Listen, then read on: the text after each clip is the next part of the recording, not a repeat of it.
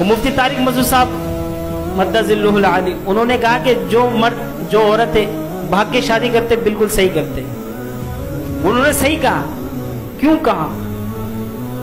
کہ ماں باپ سے چھپ کر وہ لڑکا لڑکی زنا کر رہے، ماں باپ کو نہیں بتا رہا. زنا کرتے وقت باپ کو نہیں بتا رہا کہ ابا جان میں زنا کر رہا ہوں، اماں جان میں زنا کر رہا ہوں. لیکن شادی کرتے وقت ابا سے پوچھتے ہیں ابا جان میں نکاح کرنا چاہتا ہوں. ابا کہتے خبردار اب تمہاری عمر نہیں ہوئی، خبردار تم اپنے پیروں میں نہیں کھڑے ہوئے، خبردار تم ابھی اس عمر کو پہنچے نہیں کہ جہاں شادی کر سکے.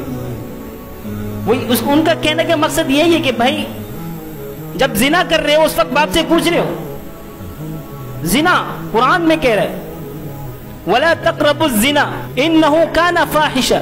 اللہ قرآن میں یہ نہیں کہہ رہے کہ وَلَا تَفْعَلُوا الزِّنَا، زنا مت کرو، بلکہ یہ کہہ رہے کہ وَلَا تَقْرَبُوا الزِّنَا، کہ زنا کے قریب بھی مت جاؤ.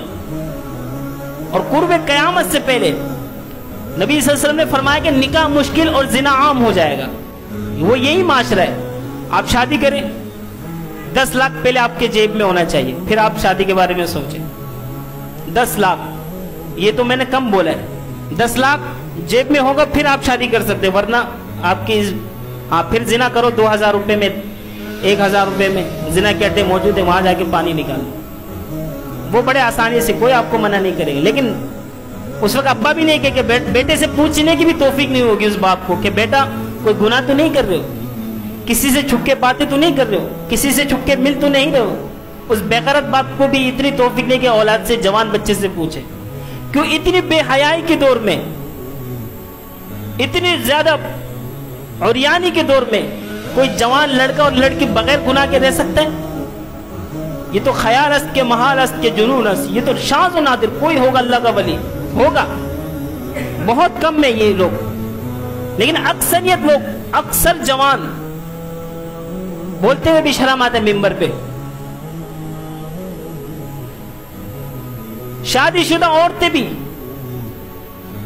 ایک سے میں نے پوچھا کہ بھائی فلاں عورت کے ساتھ بات کرتے ہو کہ ایسے کوئی بات تو نہیں کہ تم جسمانی تعلق بھی رکھتے ہو؟ مولوی صاحب کبھی کبھی رکھتے ہیں. بڑا مسکرا کے بولا میں نے توبہ کرو توبہ اللہ سے. اب کس سے پوچھے، کس کو بتائے؟ تو اسی لیے مفتی طارق مسعود صاحب صحیح بولتے کہ دڑا در شادی کرو، شادی کرو، شادی کرو.